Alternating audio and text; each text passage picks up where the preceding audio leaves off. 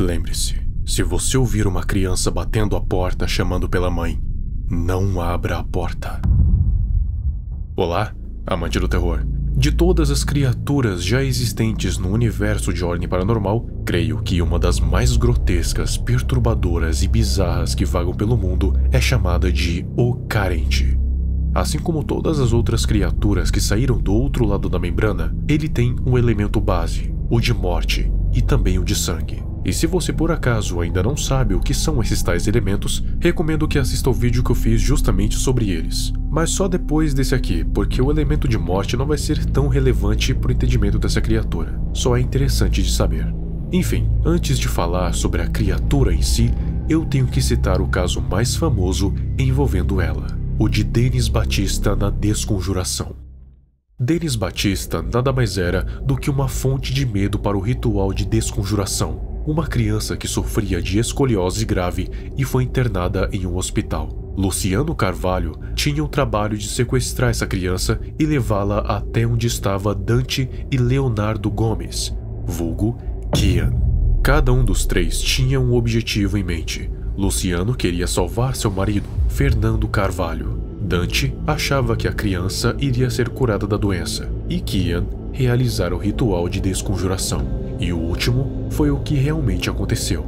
Assim que o ritual foi feito, o corpo de Denis Batista ficou vazio, sem uma mente para controlar. E como estava exposto à membrana extremamente frágil que tinha no local, o corpo foi possuído por uma criatura do outro lado, batizada de Carente. O Carente que possuía o Denis Batista se apresenta como um menino de 8 anos de cabelo castanho cortado.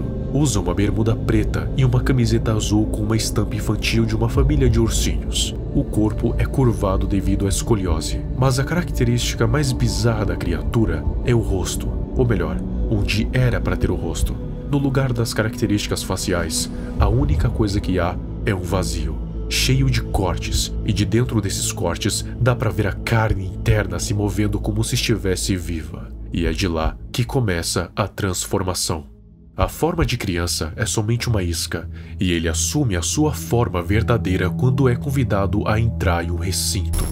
A segunda forma é monstruosa, e é difícil decidir por onde começar a descrevê-la, de tão bizarra que ela é, mas vamos tentar. Primeiramente, o corpo agora tem 3 metros de altura e fica parecendo com um de um insectoide sangrento, com 4 braços e 2 pernas que terminam em garras que dilaceram tudo. Sua cabeça é achatada e o rosto parece com o de um mosquito, com uma enorme protusão que parece um ferrão, saindo de dentro de uma boca esquelética cheia de dentes pontiagudos. Na parte de trás da cabeça, saem 2 tentáculos enormes que descem pela lateral e param ao lado do ferrão. O corpo da criança fica suspenso no ar com a cabeça dilacerada, ficando pendurado por um grande tentáculo vindo de trás do corpo monstruoso, como se fosse uma espécie de isca para humanos, ou talvez um enfeite. Mas apesar da mudança brusca, a criatura consegue alternar entre o estado de monstro e o estado criança sempre que quiser, e sempre que precisar. Mas por que a criatura precisaria de uma isca? Porque apesar de ser uma criatura enorme e brutal, o Carente carece de uma habilidade um tanto importante e comum entre os seres humanos: abrir portas. Ele simplesmente não consegue abrir portas e tampouco janelas. Tenho em minha mente que ele poderia simplesmente destruir a porta, mas que ele prefere fazer do jeito mais sutil, porque se fizer muito alarde, pode chamar a atenção indesejada. Então, ele se disfarça como um garotinho de 8 anos, que fica batendo de porta em porta dizendo "mamãe", na expectativa que alguma alma bondosa atenda a porta e deixe essa criança entrar em sua casa. E assim que isso acontece, já é tarde demais, porque assim que a pessoa perceber que a criança não tem rosto, é quando o Carente revela sua verdadeira forma. Mas quem são os alvos do Carente? Essas criaturas geralmente são descritas como sendo desprovidas de qualquer tipo de afeto, e por isso sentem inveja dos seres que recebem todo esse afeto antes mesmo de sequer nascerem. Esses seres têm um nome bem conhecido: bebês.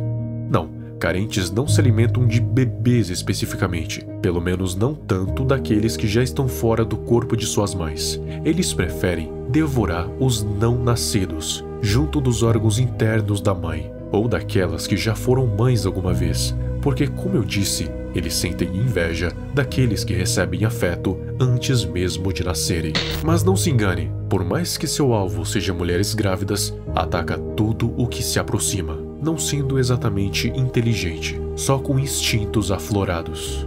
O carente de Denis Batista, depois que surgiu no ritual de desconjuração, acabou entrando em confronto com Tristan e Beatrice e fugiu para os esgotos dos arredores de São Paulo, atacando mulheres grávidas que encontrava no caminho. Ele já está morto hoje em dia e foi eliminado por Antônio Pontevedra quando foi convocado pelo diabo no interior do Mato Grosso. No livro de Daniel Hartmann, a criatura é citada em uma das histórias, chamada O Conto de uma Criatura Carente. Eis a parte. Mamãe é a única palavra que precisou entender. Uma única palavra simulada capaz de abrir tantas portas. Portas que ele nunca conseguiria abrir. Algumas lendas antigas contam que apenas aqueles que foram amados são permitidos por Deus a abrir portas. Por isso, vampiros solitários só podiam ser convidados e odiavam crucifixos. O amor maternal transcende barreiras físicas. Os sentimentos são intensos, tão compenetrantes de uma mãe por seu filho podem surgir mesmo antes dele nascer. Um leve movimento dentro do útero é capaz até mesmo de mudar a compleição de uma mãe.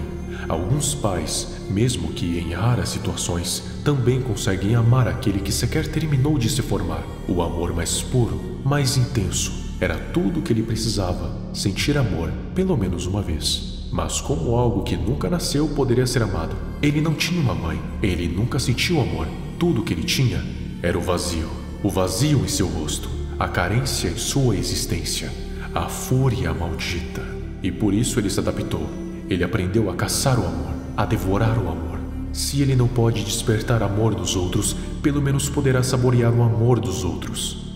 Mas ele nunca foi amado, e muito menos permitido por Deus. Ele é filho do diabo, o ódio encarnado, e ele não quer ser convidado. Ele não quer ser prezado. Ele busca apenas devorar o amor daqueles que poderiam ter o amado incondicionalmente. E ele só precisa que você abra a porta.